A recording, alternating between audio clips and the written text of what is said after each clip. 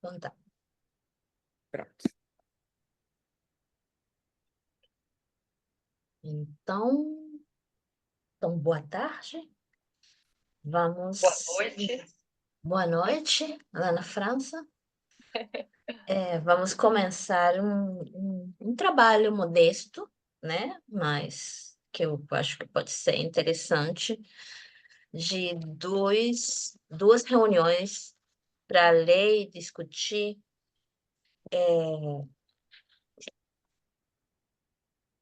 textos de Édouard Glissant. Especificamente, os dois primeiros capítulos que se encontram no livro Introdução à Poética da Diversidade, que, aliás, em espanhol, foi traduzido como Introdução à Poética de lo Diverso.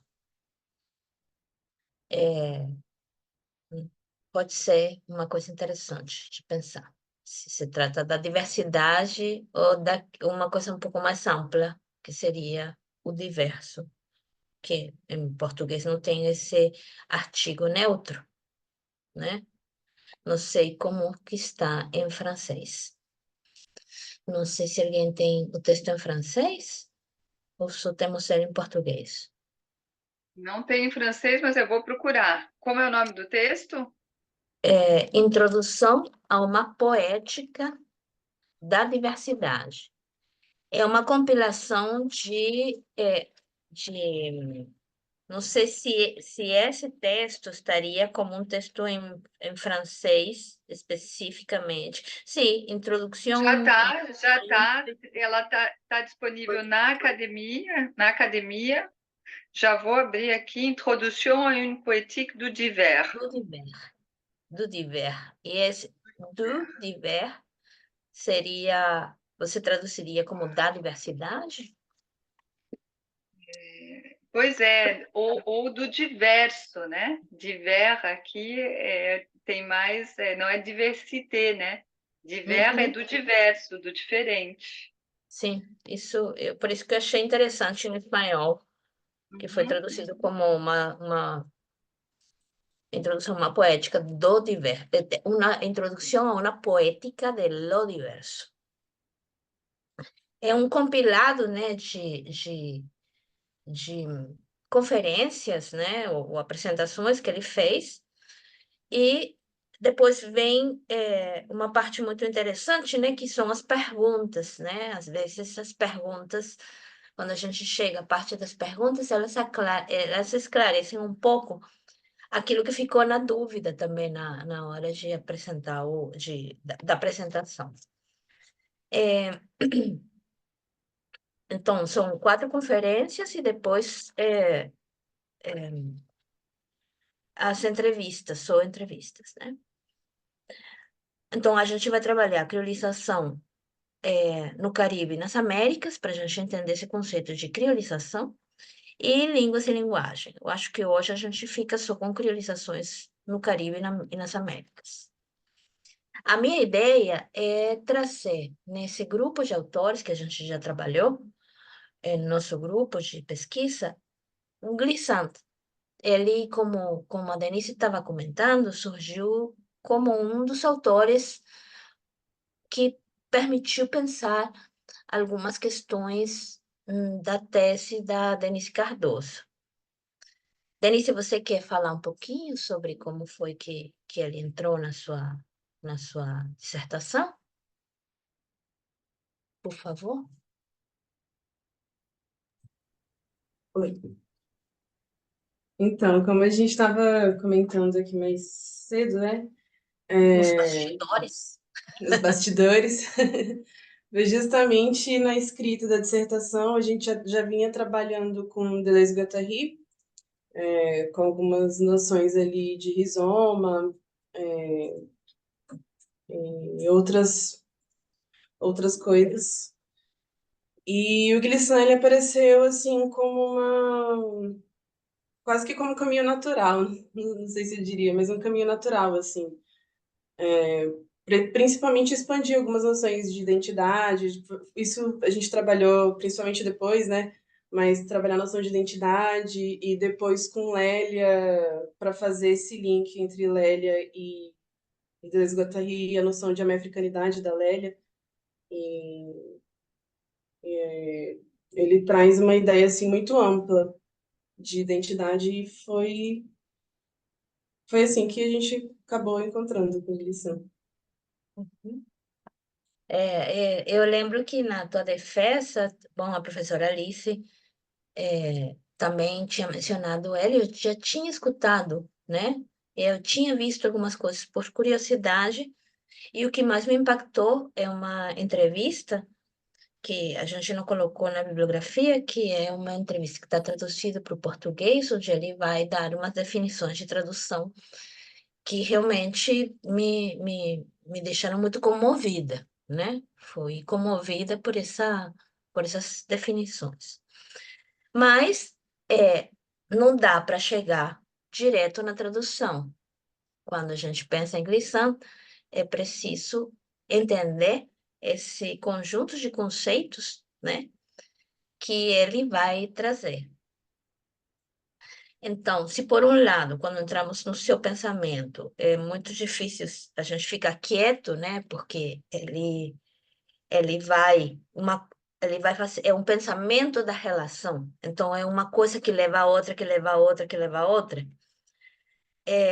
O que eu pensei é que ele pode ser lido sem pressa. Foi uma proposta que eu me fiz, ler o Glissant sem pressa. Então, eu quero comentar algumas ideias, né, que foram as que mais me impactaram.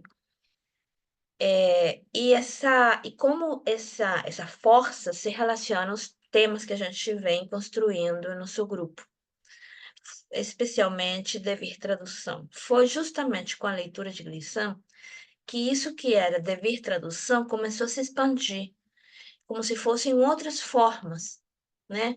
Devir tradução, digamos, esse devir tradução era uma forma, só que ela começou como andar, né? Então, devindo tradução, tradução devindo, tradução devir, sabe? Foi como pluralizando o conceito. Então, o conceito que está em formação, ele foi como começando a ter como umas outras nuances. Então, digamos que ele pluralizou traduzindo devir, né? Então, várias formas, né? Então, aí uma potência do conceito com essa leitura. Podemos pensar qual é o efeito de incorporar essa leitura em nossas reflexões. E outro aspecto que me estimula muito para essa atividade é uma ideia que eu vou colocar agora, né? Apenas para que talvez às vezes vocês entendam alguns raciocínios que eu estou tendo. Isso está fazendo parte de um rascunho de um texto que eu estou escrevendo, que é uma articulação entre Lalang, né, e a ideia de Lalang como enxame em Lacan, a ideia de Lalang plural, como aparece em Bárbara Cassam, e uma ideia de pensar o projeto dos intraduzíveis, como que nós podemos pensar os intraduzíveis da Bárbara Cassam como uma prática de uma coisa que ele vai chamar de utopia de todo o mundo, né? Ele vai chamar de utopia de todo o mundo. Aí eu fiquei pensando se a gente pode pensar nesse projeto dos intraduzíveis e de todas as ideias que estão em volta desse projeto, e que trazem Lalang, que é um conceito psicanalítico fundamental, mas esse conceito de Lalang pluralizado para pensar as questões da poética, né? Mas também essa possibilidade que a gente tenha em mãos com esse projeto dos intraduzíveis, uma espécie de ensaio né, de algumas ideias de Glissant, como a própria criolização, que não são coisas abstratas, né? São coisas que há coisas sendo feitas com isso. Então, eu acho que esses dois encontros também podem me ajudar a pensar sobre esse rascunho que eu estou fazendo. E dentro desse projeto de pensar essas ideias, né, de pensar as ideias de Cassan com as ideias de Glissant,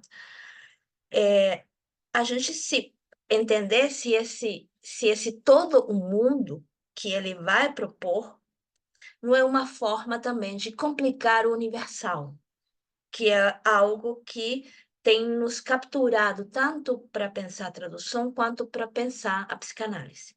Uma espécie de forma de trabalhar essa complicação do universal. Vamos complicar o universal para ver se ele consegue se conseguimos abrir frestas, né, nessa coisa tão difícil, né, de atravessar são as ideias dos universais. Certamente, o Gleason não diz, né, complicar o universal. É uma leitura que eu estou fazendo. Eu tinha uma via fácil, que era ir diretos por momentos no texto onde ele vai falar de tradução. Mas como eu falei para vocês, eu pensei que era interessante a gente transitar por vários conceitos que ele traz para a gente entender o que essa pessoa está pensando, né? O Glissant é um autor antillano, de Martinica, né? Isso, de alguma forma, também a gente pode relacionar com, mesmo que seja em outro contexto, algumas leituras que a gente fez de Fanon, né? E, para mim, o Glissant, assim como Bárbara Cassan, assim como Deleuze e Guattari, como o próprio Fanon, são autores que eles pensam os problemas na sua complexidade. Eu acho isso muito importante. Porque, às vezes, a gente, diante da complexidade, a gente tem um certo medo, né? E a gente acaba empobrecendo as nossas leituras para não encarar a complexidade. Então, dito isso, eu vou trazer para vocês meus apontes, né? Eu fui fazendo as minhas anotações. Dentro das anotações, né?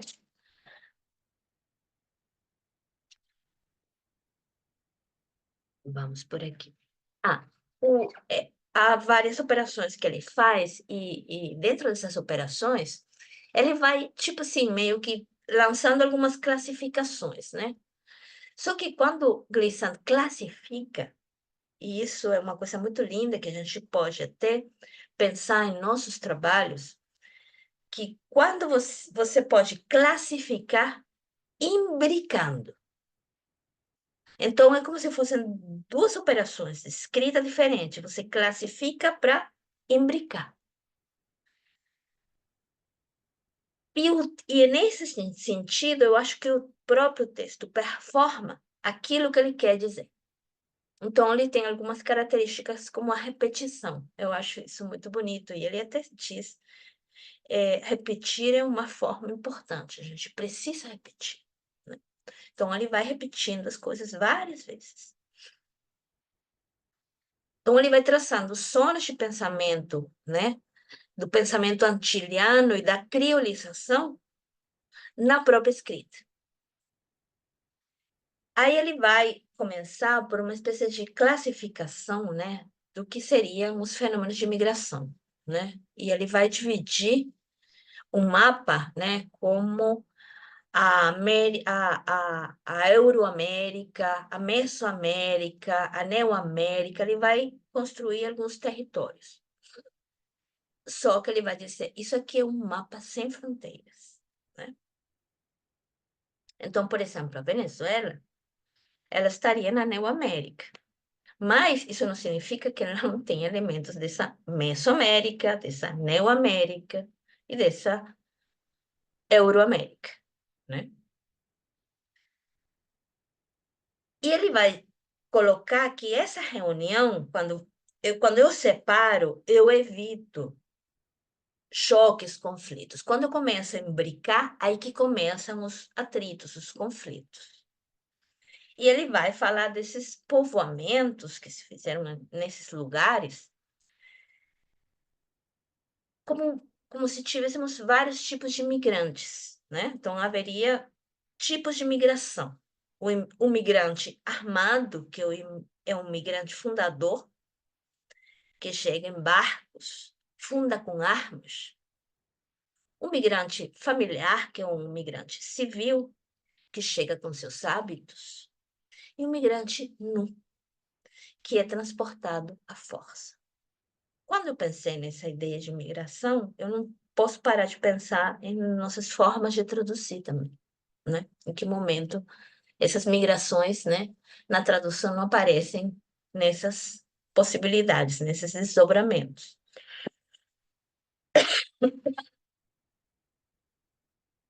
Esse imigrante nu, né, é aquele que ele vai relacionar com uma circularidade. Ele fala de circularidade em relação a um outro tipo que seria a projeção em flecha. E, de alguma forma, podemos pensar que a projeção em flecha ela está relacionada com as formas de colonização. Então, o migrante armado e o migrante familiar, ele vai concentrar, enquanto, ao passo que a circularidade supõe uma irradiação, uma espiralidade. Esse migrante nu difrata, né? E o Caribe, que é o lugar de onde ele vem, então ele vai falar muito vai utilizar metáforas geográficas, né? Como o próprio pensamento antiliano, que seria o pensamento do Caribe. Ele vai falar dessas culturas da circularidade que são vindas de horizontes absolutamente diversos, que se criolizam, imbricam, confundem e parem o imprevisível. Eu achei isso muito bonito, né? Então, essa Neoamérica, essa América do Caribe, onde tem uma presença desse imigrante nu, esse imigrante vive a experiência da criolização. Mas isso implica opressão, escravidão e uma violência para a conversão do ser. Isto me parece realmente fundamental de a gente frisar. Quer ou quer não, né? Esse imigrante, né, fundador, aquele familiar que conserva seu ser, que traz as suas coisas, né? Ele também vai sofrer algumas perdas, mas esse outro imigrante nu, ele tem uma característica muito específica, né? Ele vem despojado de tudo. É aquele que vem nos navios. Os navios, que, aliás, quando colocam, né, as pessoas nos navios,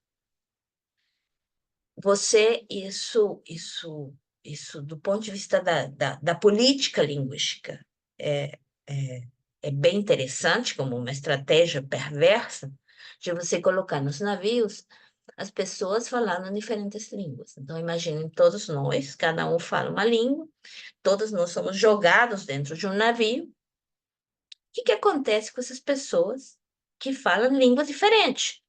Elas simplesmente, elas são caladas, silenciadas, né? Porque elas não têm como se comunicar com o outro. Mas, por outro lado, é justamente nessa opressão, nessa violência, que surge a criolização como resposta. Ou seja, né, temos esses dois cenários. Eu fico pensando, né, nessas figuras como essas figuras nos permitem pensar tanto a tradução quanto entre como isso que a gente está propondo como dever tradução. E, como a Denise comentou, e é uma coisa que a gente não tinha pensado, né? Em nossos encontros anteriores, talvez por uma deficiência do próprio pensamento psicanalítico, nós tínhamos deixado de lado o conceito ou a ideia de identidade, né? E como que a gente pode pensar línguas sem pensar em identidade, né? Ali temos. Agora, a gente tem que pensar essa identidade, ou a gente pensa ela como um ser cristalizado, ou justamente como aquilo que nos desloca, aquilo que nos divide, né? Essa identidade também ela está relacionada com o nosso monolinguismo, né? Ou com o multilinguismo, ou com o emudecimento das línguas. Então, a ideia de identidade não é uma identidade do ser cristalizado, mas com esses efeitos, né? Ora do monolinguismo, ora do multilinguismo, ora do emudecimento das línguas. Qual a tese de Glissant? Ele é um autor que a gente pode pensar como um autor contemporâneo. Eu não sei se eu estou delirando, mas também tenho direito a delirar um pouco.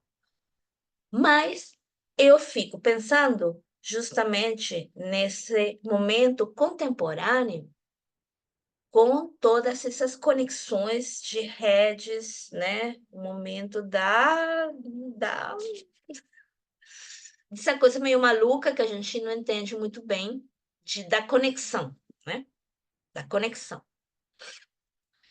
Ele diz assim: o mundo se crioliza, ou seja, as culturas do mundo colocadas em contato umas com as outras de maneira fulminante e absolutamente consciente, transformam-se, permutando entre si através de choques irremissíveis, de guerras impiedosas, mas também através de avanços de consciência e de esperança que nos permitem dizer, sem ser utópicos, e ao mesmo tempo sendo, que as humanidades de hoje estão abandonando dificilmente, ou seja, as coitadas das humanidades têm essa dificuldade de abandonar algo em que se obstinava há muito tempo. Ou seja, as humanidades há muito tempo se obstinavam em quê?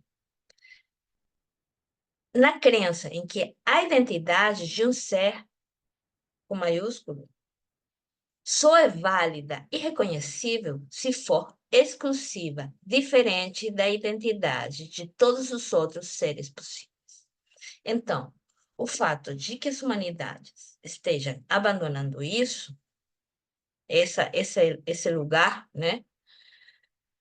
Por outro lado, não quer dizer que não haja quem reivindique isso também. Vou tentar pensar de outra forma. As humanidades se ocupavam, né, de montar uma identidade de um ser que só seria válida e reconhecível se for exclusivo, ou seja, diferente da identidade de todos os outros seres possíveis. Na criolização que o mundo atual tem, isso já é insustentável. Mesmo assim, há sempre forças que tentam que isso volte de novo, né? Então, são forças, né, que não agem sozinhas, né? Elas agem tentando reverter o efeito da criolização. Eu lembrei de um texto da Bárbara Cassan que diz que, eu não sei se você lembra, Denise, a gente trabalhou esse texto sobre as humanidades também. Ela diz que é quase que episteme das humanidades é a tradução. Então, pensei, né, que como autores, são autores, né, digamos, estão pensando nas humanidades, eu pensei, o que será que eles querem dizer com as humanidades, né? Eu acho que é uma questão mais epistêmica, né?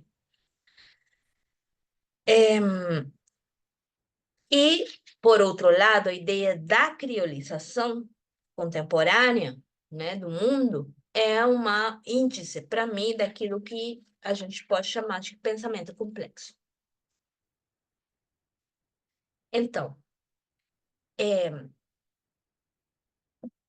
algumas ideias de Glissant, eu acho que por isso que ele repete, elas são um pouco anti-intuitivas, né? Então, o migrante nu, ele fala do migrante nu como uma forma de povoamento. Então, lembrem que tinha vários migrantes, né? Tinha um migrante armado, um migrante civil e um migrante nu. E o migrante armado e o migrante civil, né? Eles vêm da Europa, vamos nos colocar aqui no nosso território, com as bagagens cheias. Já o migrante nu, ele vem da África e ele chega despojado, inclusive, da sua língua. Há uma política. No ventre do navio negreiro, nunca se colocavam juntos os que falavam a mesma língua. Isso chama atenção para um fato de que como migrante, eu como migrante, observo como, e isso a Gabriele também pode pensar, como os migrantes, eles tentam formar guetos, né?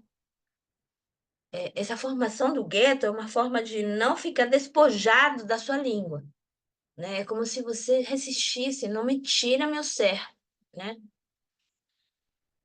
E isso a gente poderia chamar de uma resistência à criolização, porque se eu começo, eu lembro que durante muitos anos, fazendo análise, eu ficava pensando, eu falava que eu me apagava, eu não sabia mais, né? Se eu sou venezuelana, se eu sou brasileira, que língua que eu falo, sabe? E é uma coisa que ela não é assim bacaninha, né? Obviamente não é o caso de uma migração forçada. Eu, Mas tem esse lugar, né, Alba, que muitos imigrantes de muito tempo relatam, que é essa sensação de não ser do lugar onde estão e já não ser também do país de que vieram, né? Então tem esse deslocamento que você perde, né? Essa questão da identidade, ela fica... E tem a questão da língua, né? Como você falou. uhum. A gente fica meio que sem ser, né? Isso não é bacaninha, gente. Isso não é uma coisa bacana, né? Então, quando a gente pensa nos essencialismos, né? Eu entendo que, do ponto de vista da psicanálise, a gente tem que trabalhar justamente sobre esses essencialismos, mas esses essencialismos, às vezes, causam outro tipo de sofrimento, mas tirar eles também, tirar o ser, né? Digamos, dividir, fragmentar, isso também pode ser muito difícil de suportar. Então, digamos que isso a gente pode, em termos de Glissant, isso a gente pode chamar de uma resistência à criolização. Só que o que eu acho interessante é como o Glissant está apontando é que isso está acontecendo hoje em dia, né? Então, esse migrante nu, ou mesmo o despojado, e aí vem a parte que a gente diz, bom, uma certa utopia ou uma necessidade de ser, não, a coisa não fica só ali. Eu acho muito bonito isso, e eu acho que isso aqui que tem a ver com a poética. Esse migrante nu, ou mesmo despojado, recompõe, recompõe através de rastros e resíduos. Digamos, há uma recomposição a partir de rastros e resíduos. Aquilo que sobrou, a gente vai como que tentando recompor alguma coisa. Resíduos de línguas, de manifestações artísticas. E essa recomposição, e isso aqui é o conceito de criolização, que eu acho assim, espetacular, é uma recomposição que não serve só para você, serve para todos. É como se fosse, né, apagada essa pequena diferença em prol de uma sobrevivência desses resíduos. Então, o interessante é que precisam, o trabalho é para a sobrevivência dos resíduos, dos restos, dessa memória que fica. Isso que se recompõe está feito de rastros, de resíduos, que a memória permite resgatar. E é válida para todos. Aí que está. Essa categoria válida para todos não é válida universalmente. É justamente esse para todos que complica o universal. Será que os verbetes do dicionário dos intraduzíveis não têm algo disso quando se reúnem em suas diversas traduções? Fiquei pensando. Ou quais desses verbetes filosóficos, tipo ser, né? Que é um dos verbetes, poderia ser pensado como uma criolização. Quais verbetes funcionam como uma música de jazz? Todos, nenhum, algum, nenhuma língua, várias, né? Essa é a minha questão. Ele vai opor os sistemas de pensamento ou o pensamento de sistema que é falsamente universal, porque ele não tem valor. Isso também achei genial. Aquilo que seria universal não é universal. Ele se basta a si mesmo. Então, ele carece de valor. Então, ele vai trazer uma ideia de valor que, para nós da psicanálise, pode ser bem interessante, quando ele fala do pensamento do rastro do resíduo, da criolização. Esse pensamento para todos é válido, mas não é idêntico. O valor é a mesma coisa. Vamos tentar fazer um exercício de imaginação, porque é muito difícil imaginar isso.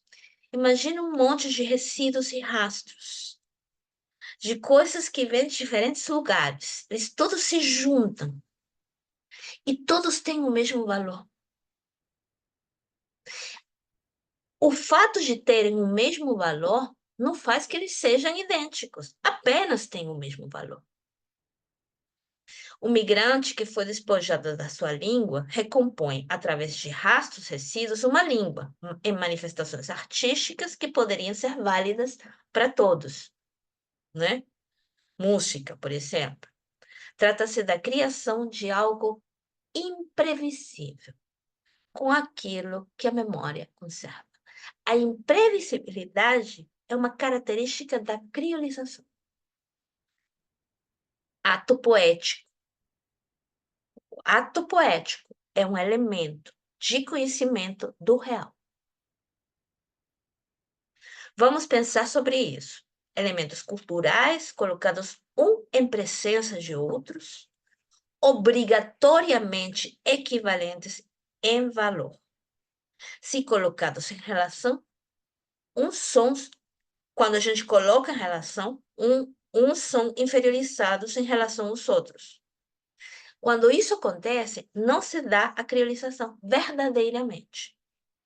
Então, quando a gente coloca, e eu penso muito na ideia de superfície, né? Se a gente pensa, por exemplo, no repartitório, a gente não tem um que vale mais do que o outro. Todos os elementos do repartitório, de Lacan, da carta roubada, eles estão todos têm o mesmo valor.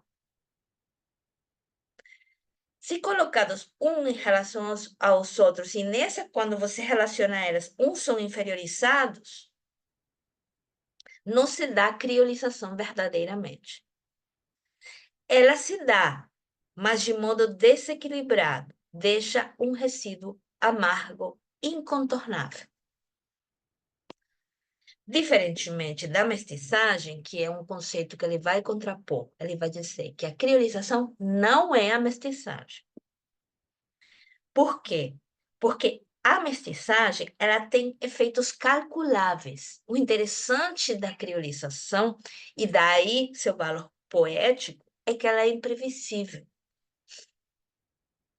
A criolização e a mestiçagem isso aqui não sei como que vocês vão escutar isso.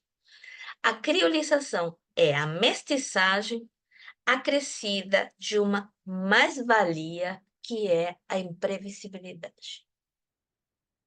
Então, a criolização é a mestiçagem acrescida de uma mais-valia que é a imprevisibilidade. Na página 23, ele vai dizer que se cria microclimas, né, nesses encontros, que surgem da criolização, que são indícios do que está acontecendo no mundo, que é essa interpenetração intercultural e linguística. E aí fiquei pensando, digamos, saindo da psicanálise e indo mais para o plano do social, né, que essa interpenetração cultural e linguística, ela também dá lugar aos novos purismos, né, que estão por ali rondando a gente. Na França, eu acho que isso é muito evidente, né? E é bonito porque nós que pensamos a decolonialidade e tal, uma das coisas que ele traz para a gente é que é besteira hoje em dia pensar decolonialidade Europa, que entrou na América. Não. Há uma colonização interna e um processo de decolonização interno na Europa. A gente não pode parar de pensar nisso. A gente não pode pensar só no seu pedacinho de terra, né? Isso é Exatamente. mesquinho. Isso é mesquinho, não é? Não, e aqui é bem forte isso. E há certamente, para usar selvagemente a palavra, um recalque bem grande. Mas é muito nítido. E é uma violência, inclusive, uma violência muito afrancesada, assim, né? Com toda a carinha de que, não, de semblant, né? Não estou vendo. Porém, ela tá e ela é forte e ela é cada vez mais palpável, né? Me lembrou um pouco, Alba, que o Derrida, né? Ele está na minha cabeça bastante porque ele fala da relação dele com a língua. A Bárbara Cassat cita bastante isso dele, que ele foi na escola na Algéria, a língua principal era o francês, o árabe era estudado como língua estrangeira. Então, a relação dele com a própria língua era uma relação complicada, porque era a língua que como é que é? Essa langue m'appartient, mais elle ne m'appartient pas. Tem um jogo aí de que, né, eu pertenço a essa língua, a língua me pertence, e é a língua em que ele, né, escrevia, se comunicava, mas que tinha... E ele fala também de uma violência da língua que tem um pouco a ver com esse poético também. Uhum. Então, essa coisa do poético, assim, bonitinho e tal, digamos, essa coisa da irrupção, né? Daquilo que é fulminante, digamos, a gente não pode romantizar também, não, né? Entender um pouco, por isso que eu falo do pensamento complexo, há uma complexidade aqui. O conceito de criolização, né? Essa complexidade imprevisibilidade, que isso também é uma coisa interessante, a imprevisibilidade, o termo criolização pode ser aplicado a choques, harmonias, distorções, recuo, rejeições, atrações. Em outro livro que ele tem, que é a Poética da Relação, ele apresenta como diferentes formas de relação. Então, não há uma forma de relação. Quando eu digo que brincando e não brincando, que a minha ontologia é uma ontologia da relação, é porque há diferentes formas da relação, né? Então, não é a relação, uma relação. Aí ele vai dizer que, certamente, né, o termo criolização vem das línguas crioulas, né? E ele vai, quando você tiver chance, Gabriele, você procura o termo que estaria traduzindo uma palavra que está causando muita ressonância na minha cabeça, eu não sei exatamente por quê. Ele vai dizer que uma língua crioula é uma língua compósita. Na tradução aparece compósita. Nascida do contato de elementos heterogêneos. Então, a ideia... eu já ouvi essa palavra, e talvez, não sei se nas coisas da Itália, composite, ok, vou dar uma olhada nisso. Essa coisa compósita, né? Eu tento Ele sempre traduzir para espanhol, eu não consigo. Diga, Denise.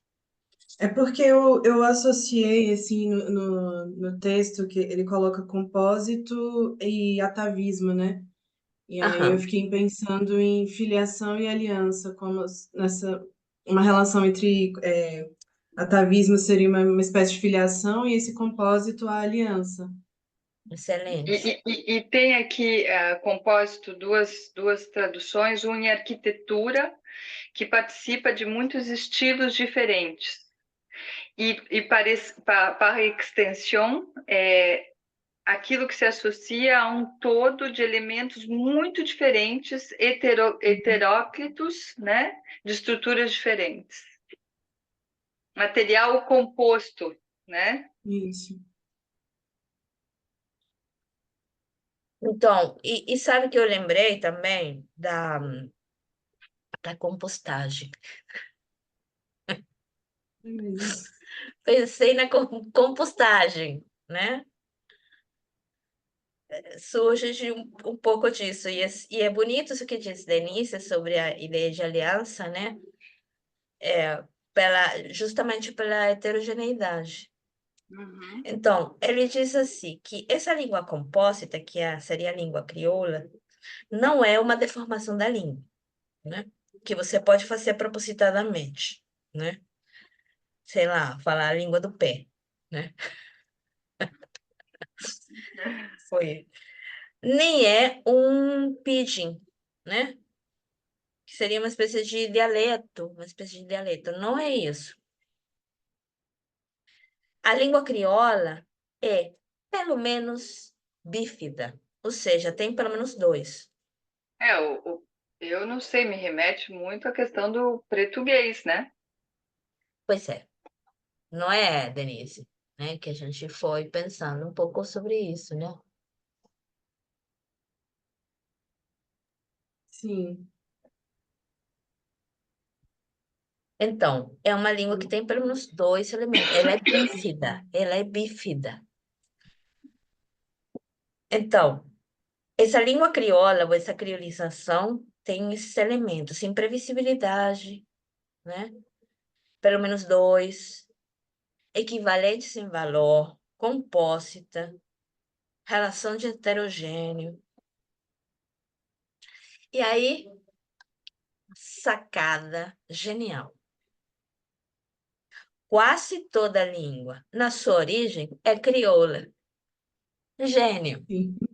Porque ele, vejam como a gente está achando assim, não, ele está falando de uma coisa muito específica, ele está dizendo, não, quase toda língua na sua origem é crioula, só que ela esqueceu,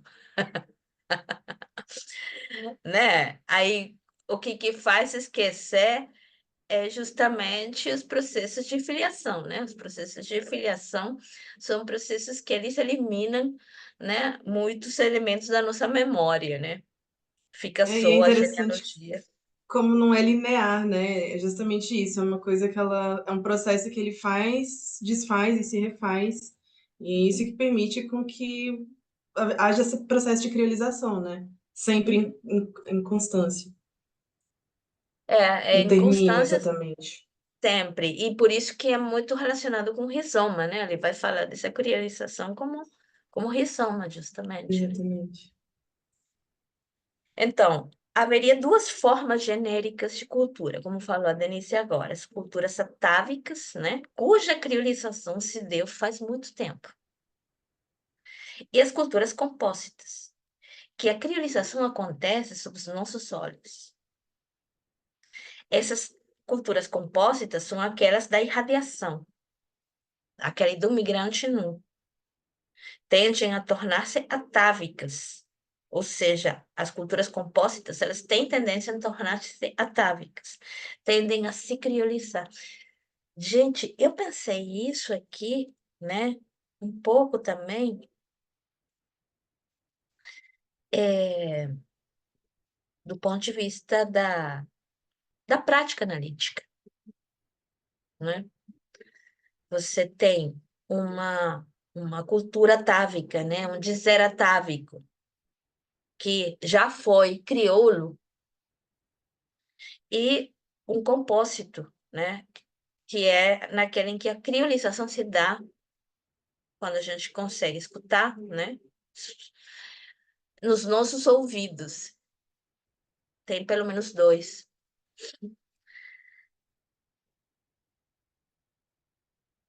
Só que é uma tendência a se tornar atávico de novo.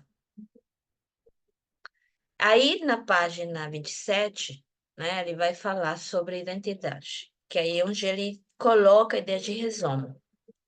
O texto rizoma, né, Denise, foi assim o início, o pontapé inicial para nosso pensamento, para nosso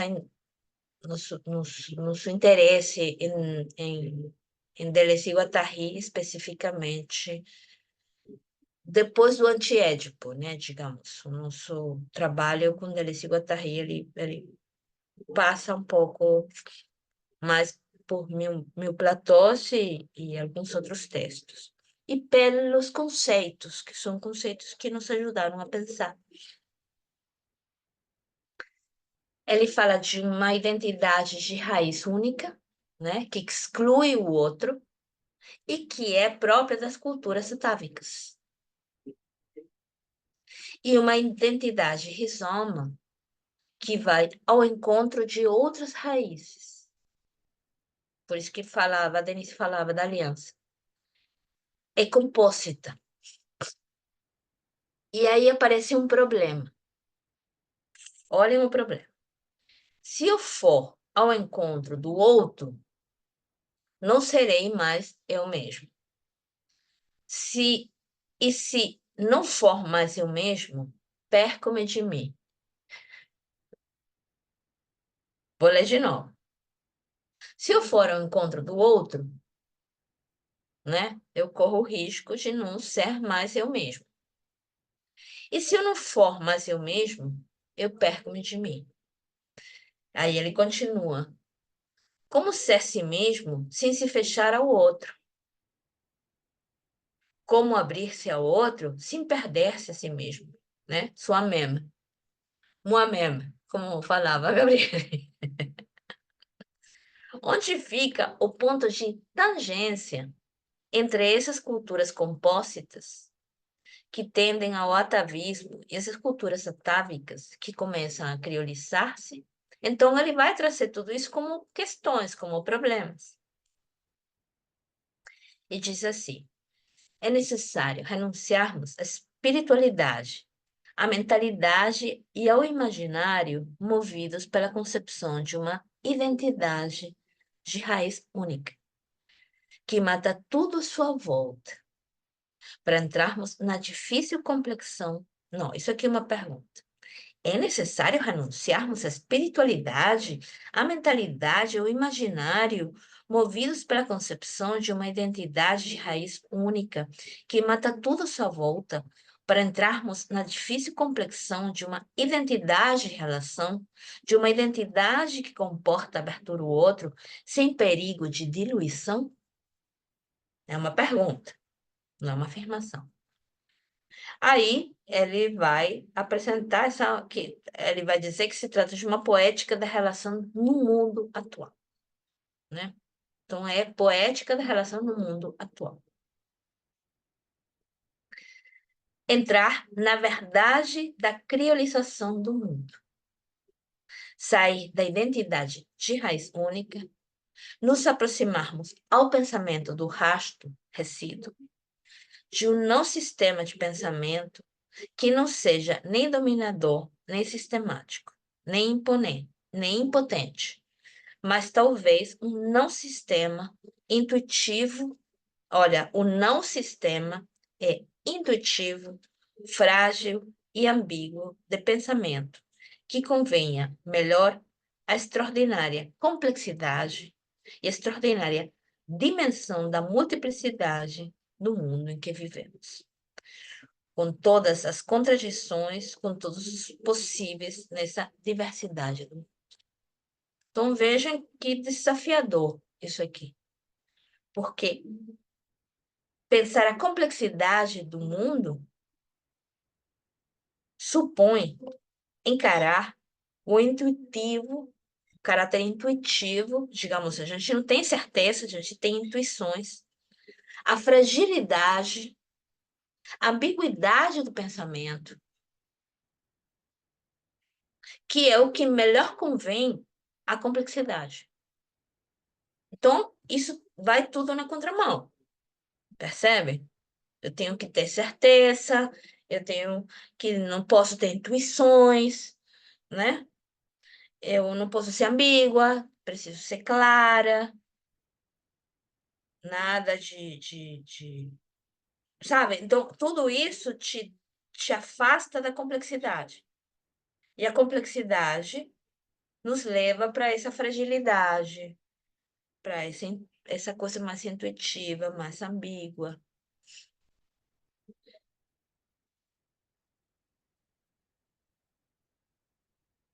Me veio duas analogias, né? Imagens, né?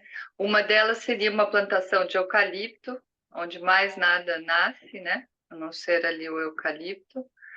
E outra, a própria floresta amazônica, que ela tem um solo fragilíssimo. É fragilíssimo, né? E a riqueza da biodiversidade ali. E a diferença de uma plantação onde nada mais nasce, não ser aquilo ali. É, E, e outra coisa que me veio também, não sei se vocês já leram, eu preciso reler em algum momento. É um livro de um autor, eu acho que ele é linguista da Universidade Federal do Paraná, é o Latim em Pó. É muito fantástico para ver essa questão, né, de que Qual o não nome, há Gabriele? latim em pó, latim em pó, que vem da música do Caetano Veloso. pode escrever aqui no chat, Posso, por posso favor. sim. Eu já vou procurar para ver o autor aqui para vocês também. Eu acho que é o Latim. Caetano Galindo. Exatamente, Caetano Galindo. Tradutor. Uhum. Tradutor. Caetano Tradutor de Galindo. Joyce. Tradutor Pois de é. Joyce. Ok? Ai. Caramba. Pois é, falando em Joyce, né? Eu Falando em Joyce, olha lá. falando em Joyce, olha, Porque falando assim, eu tô nessa pegada aí do Joyce. Estava falando para a Lana, né, que essa questão do poético, né, que muitas vezes estão rechaçado, que é interessante, né, que o Lacan começa com a carta roubada e termina com Joyce, né? Eu termina acho com isso, Joyce. eu acho E, isso e a muito gente pode pensar na criolização que tem no isso Joyce, o que tem no compósito. Joyce. Exatamente. Eu Interessante. concordo.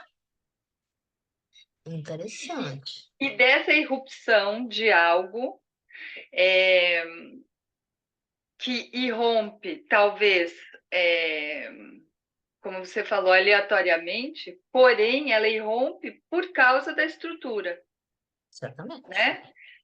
Por causa do real da estrutura, do limite da estrutura. Uhum.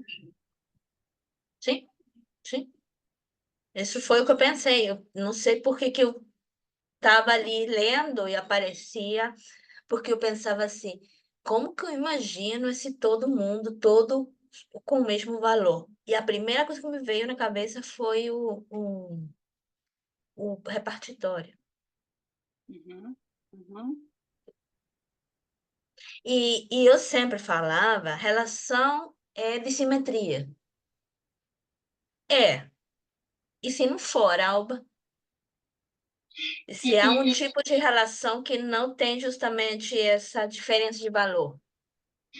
Porém, Alba, ao mesmo tempo que tudo tem o mesmo valor, como na tradução, e talvez é isso que você falou ali atrás, que a Bárbara Cassas cita sempre, que a língua da Europa, que Humberto Eco, vem do Humberto Eco, fala que a língua da Europa seria a tradução, e aí ela passa isso para um âmbito global, né? Uhum. Como, daí vamos ligar aí com essa questão da Lalang, talvez, mas tem uma coisa de que sempre há uma perda Sim. nessa relação, né? Entre duas Uhum. línguas, entre mais de uma língua, sempre há uma perda. E sempre há algo que surge, né? Uhum. Sim, porque uma coisa é a é, essa coisa de uma mais-valia, né? Também me capturou. Porque se a gente pensar, tudo tem o mesmo valor, mas não é equivalente. São coisas diferentes. O fato de que tenha tudo o mesmo valor não significa que sejam equivalentes. É como se, por necessidade, digamos, é a única forma que eu consigo pensar, elas aparecem em algum momento, e nesse momento imprevisível, com o mesmo valor. Esse seria o poético. Depois isso se desfaz. Não tem como se manter, né? E isso é composto de quê? De rastros resíduos.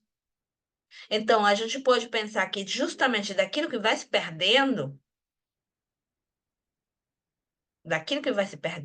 é que alguma coisa, poten, há uma potência do ato poético na medida em que a perde.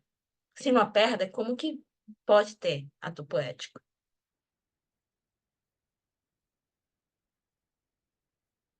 Foi nisso que eu fiquei pensando, né? Eu também não gosto de trazer a psicanálise para todas as coisas que eu leio, né? Mas, digamos, hum, tem, isso me veio, tô obedecendo às minhas intuições.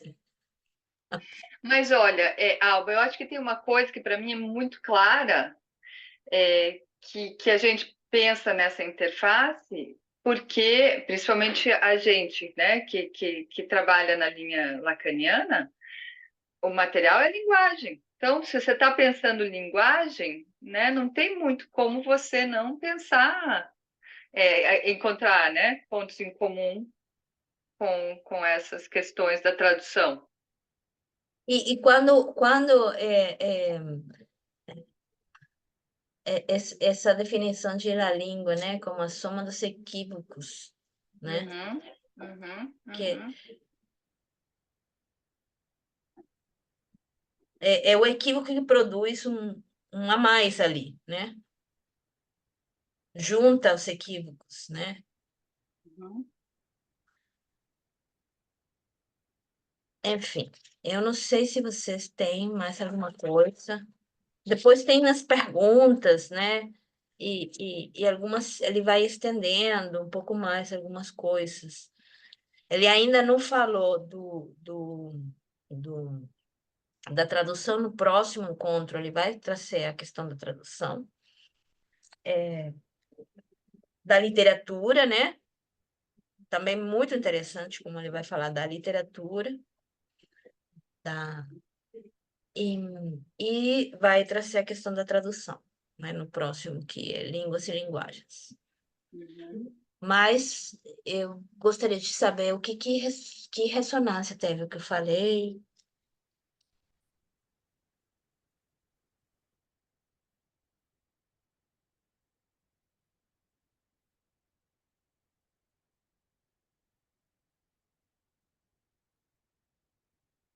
O que vocês acharam desse autor?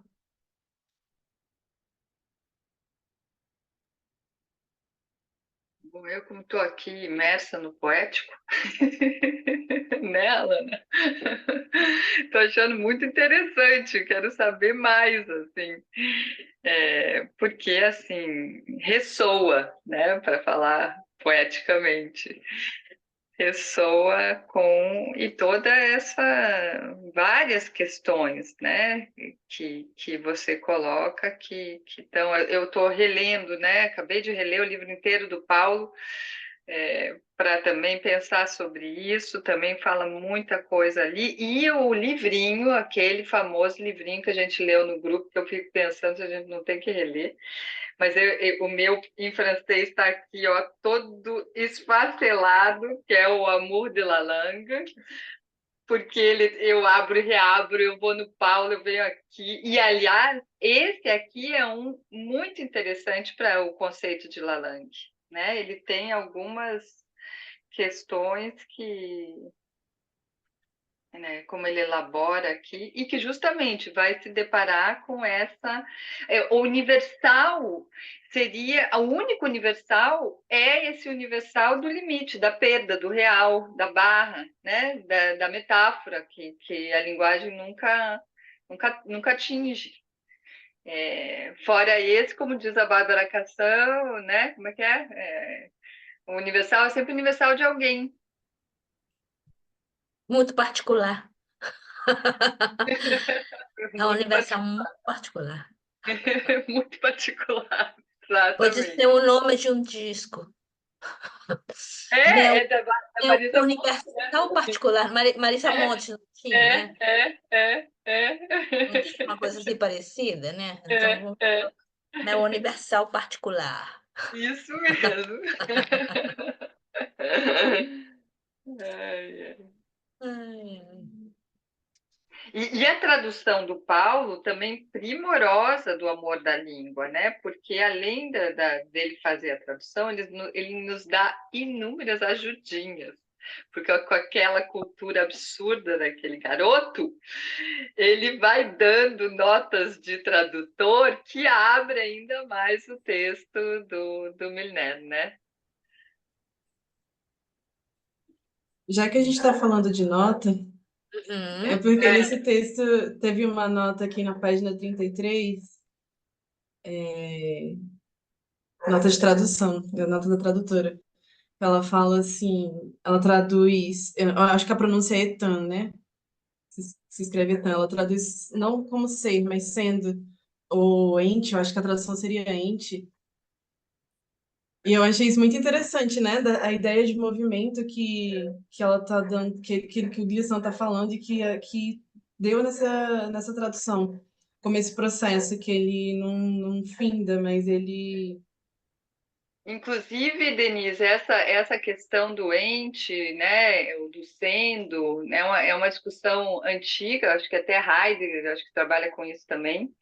E justamente lá do grego lá atrás, e eu acho que em hebraico tem uma rabina que eu gosto dela, que ela trabalha também nessa interface com a psicanálise, que ela fala que o verbo ser, ele em hebraico, ele não tem eu sou, não existe. Ele não pode ser, ele é sempre um sendo, sempre nesse movimento. Ele não tem esse presente do indicativo. E aí tem essa discussão que a tradução do grego, acho que a Bárbara Castanho que fala isso também, que essa tradução ela é mal traduzida muitas vezes como ente, né, que seria mais uma questão do sendo mesmo, desse movimento aí. Bem interessante essa pontuação. Sim, É verdade. Ele não é sem, não é ser, mas mas sendo. sendo. E ainda conclui, né, nesse fragmento, ele não é ser, mas sendo. E que como todo sendo muda. E aí, essa questão da identidade, do sendo, essa questão do hebraico que eu estou trazendo, é um livrinho que eu vou ter que achar aqui, ele está lá na minha estante na sala, que é dessa rabina que chama Irniapá de Ajar, vou escrever aqui, que é um livrinho pequenininho, na verdade é uma peça de teatro que ela criou, porque o Maupassant, acho que é o Maupassant, Puxa, agora me fugiu. É um escritor francês, aquele que escreveu talvez a Alana me ajude a lembrar. Que ele fala muito sobre a mãe dele, a relação com a mãe dele. de Lauba, de Eduardo, Laiba. Fala? Eduardo É, é, Lourinhã. agora eu esqueci. Mas ele, na verdade, teve várias identidades. E ele criou o Ajar, e esse Ajar ganhou um prêmio, e ele era outro escritor, eram duas escritas completamente diferentes. Ninguém nunca imaginou que o Ajar era ele. Então, ela faz uma peça de teatro justamente tratando dessa questão da identidade, que tem muito a ver com a questão do exílio do povo judeu também. Tem toda uma questão do povo judeu aí de não pertencer a lugar nenhum. Então, é bem interessante. Eu vou também catar aqui, vou botar para vocês no chat. Maravilha, Alana. Conta. Estou impactada, Alba, porque eu gostei muito. Gostei muito, assim, eu não consegui ler, achei que ia ter dificuldade de acompanhar, mas acho que gostei muito da sua exposição, porque é, você grifou esse texto? Foi você, né? Ou eu peguei, né? Acho que muitos das partes que você leu estão grifadas no PDF que eu Sim. peguei. Eu achei que era você. Não, não fui eu. Eu gostei muito, assim, disso do pensamento do rastro, resíduo, como aquele que se aplica em nossos dias de forma mais válida à falsa universalidade dos pensamentos de sistema. Para mim, assim, eu achei maravilhoso isso, assim, porque acho que talvez seja uma ferramenta assim, conceitual para a gente pensar o ato poético na psicanálise, que não envolve isso de talvez, essa metonímia infinita, que eu acho que é uma forma, é isso que me parece que sempre a gente tem que ter um cuidado, assim, que não é isso, né? E tem uma irredutibilidade que, bom, tem a ver com o objeto A e tal, que está em jogo, e bom, me pareceu assim um autor que, nossa, eu acho que muito bom assim para fazer oxigenar, sabe, assim as nossas referências. Agradeço, né? Como que ele chegou aí? Que bom. Karime. Peraí, deixa eu tirar aqui essa minha aqui. Então, eu não li tudo, li só o iniciozinho, mas eu fiquei assim, tô assim encantada, não conheci o autor, né, Alba e Denise que apresentaram. Eu achei muito interessante, Alba, assim, nesse início, quando ele fala da projeção em flecha como algo próprio do colonialismo, da colonização, né, daquilo que vem certeiro, me parece. Ao contrário do movimento da criolização do Mar do Caribe, que é aberto, que é circular, né? Nossa, me fez pensar tanta coisa, me fez pensar na psicanálise, né? Numa questão da interpretação do analista, que é sempre certeira, tem que ser certeira, né? Então, aquela história do Freud, se concorda, ótimo, se não concorda, é resistência. Então, a interpretação é certeira. E a questão da tradução mesmo, né? Da tradução que precisa ser inequívoca, né? Que precisa ser acertada, que não há margem para, né? Não é algo mais aberto, mais possível, mais pensado, do equívoco, como a gente tem trabalhado, tem visto aqui. Né? Então, achei assim, muito, muito interessante pensar, né? Essa projeção em flecha como algo do lado da colonização, do lado dessa psicanálise que é, né? O analista sabe, tem razão e a interpretação é acertada, e também para pensar a tradução. Eu não tinha pensado nessa questão da interpretação, mas eu acho interessante porque a gente pode pensar que uma interpretação em flecha é uma interpretação de alguma forma que que está atrelada a palavra está me fugindo, essa é uma palavra muito importante. aos efeitos de sugestão. Enquanto Exato. uma circularidade na interpretação com um efeito de circularidade, que ela tem mais a ver com a ressonância. A gente não consegue saber muito Isso. bem por onde que é o negócio, né? Mas Uhum, uhum. ela tem um É, efeito de transformação, mas não de convencimento. mas não de convencimento, porque é isso, né? A flecha, ela tem uma direção, ela tem um alvo, ela tem um destino, ela tem um ponto a ser atingido, né? E é certeiro, entre aspas, né? E uma outra forma de trabalhar em que você está aberto, né, aos equívocos é algo da construção mesmo, que é como você disse, você depois não sabe mais de onde veio, quem é que falou, né? Quem é que sonhou o sonho? Quem sonha o sonho, né? Que é contado. Vocês não sabem. E por Eu, isso que é eu, tão interessante essa questão do Lacan, quando ele vai tentar criar, né, artifícios, né, para capturar isso. Por exemplo, com o dispositivo do passe, é um pouco um dispositivo de testemunhar isso, que, que, que, que escapa, que foge, né? eu estou aqui com o seminário 17 aberto, porque eu estou com a citação lá para minha dissertação, que ele fala da interpretação, e aí ele fala que longe que a gente possa dizer que a interpretação, como a gente escreveu, é aberta a todos os sentidos, porque ela não agiria que dá ligação de um significante a outro significante, e por consequência de uma espécie de ligação maluca, folha, eu estou traduzindo livremente aqui. É exatamente inexato de dizer que a interpretação, olha lá, Alana, é aberta em todos os sentidos. Seria conceder, eu diria, aos nossos objecteurs, né, as pessoas que objetam, né? Como é que eu traduziria isso? Que são nossos... que falam que muito frequentemente contra os caracteres, as características incertas da interpretação analítica. É conceder que, em efeito, todas as interpretações são possíveis e que o que é provavelmente, não, o que é propriamente absurdo, ele fala.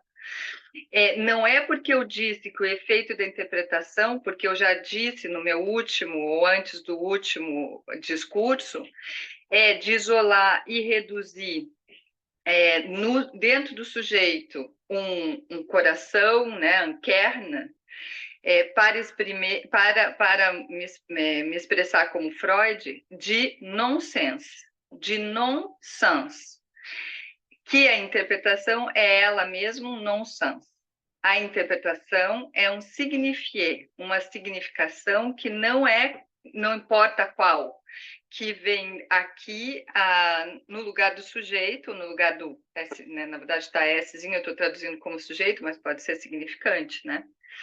E que a reinversão justamente, e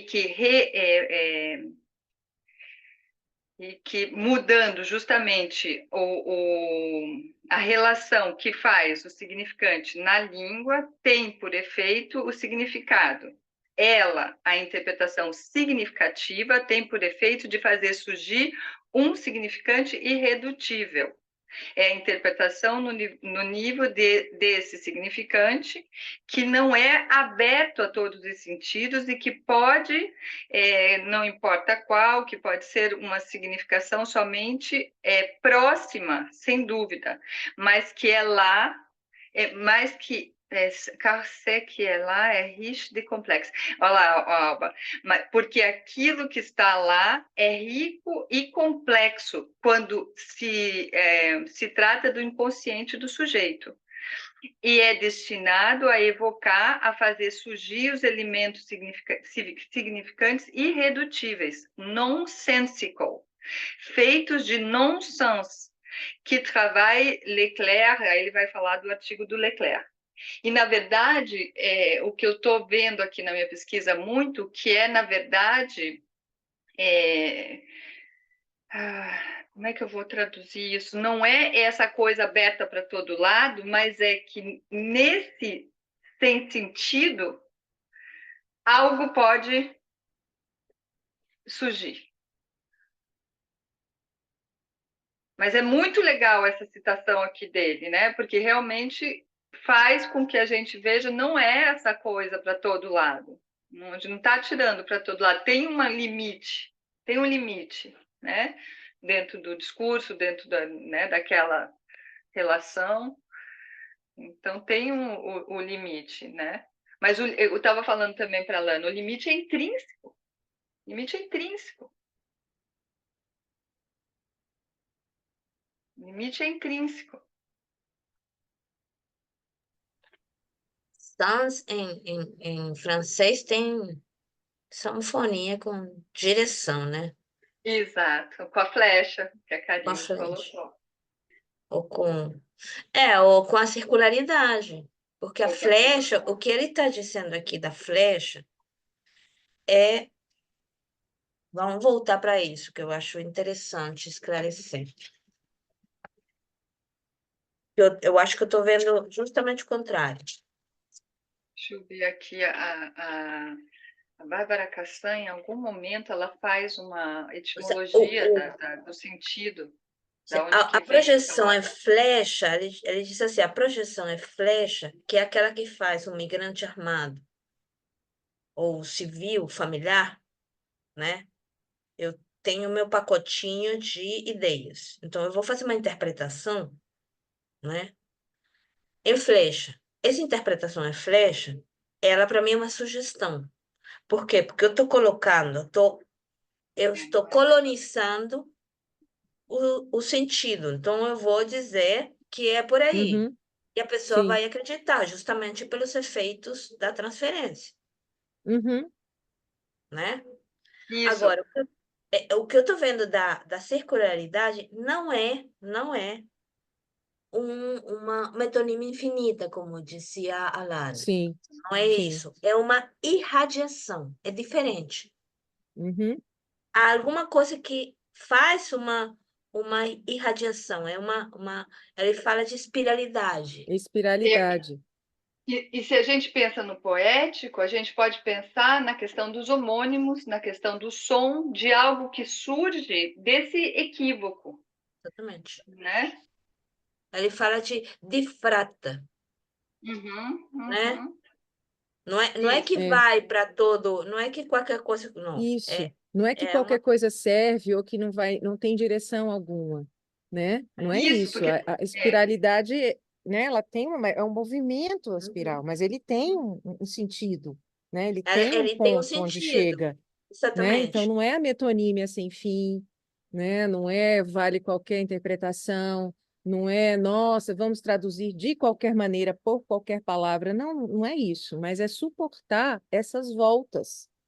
Uhum. Não é reto, não é uma linha, né? Não é uma sugestão, não é uma linha É reta. sugestão. Dá voltas, dá voltas, dá voltas, Uhum. né? e a questão do equívoco e da lalanga, porque a gente pode pensar em exemplos práticos, né?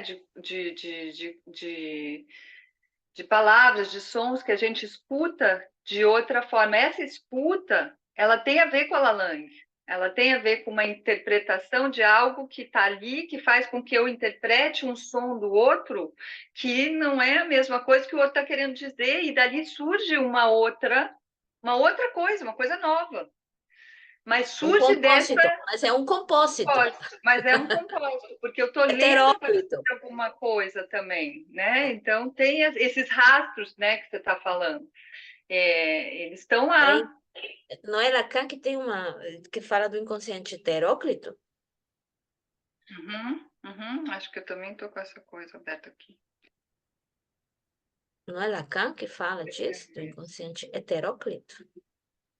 Pode ser, mas não lembro. Ou estou doida? Doido você não está. Não sabemos se ele faz isso, não. Eu sou. Você é. Ai, ai. Gente, foi muito bom, mas eu quero mais. Vamos fazer na próxima semana. na próxima sexta. Pode ser. Sim, vamos fazer com esse outro capítulo, que é onde ele vai falar da tradução, né? Para vocês caírem para trás com o que ele vai dizer da tradução, né? Bora.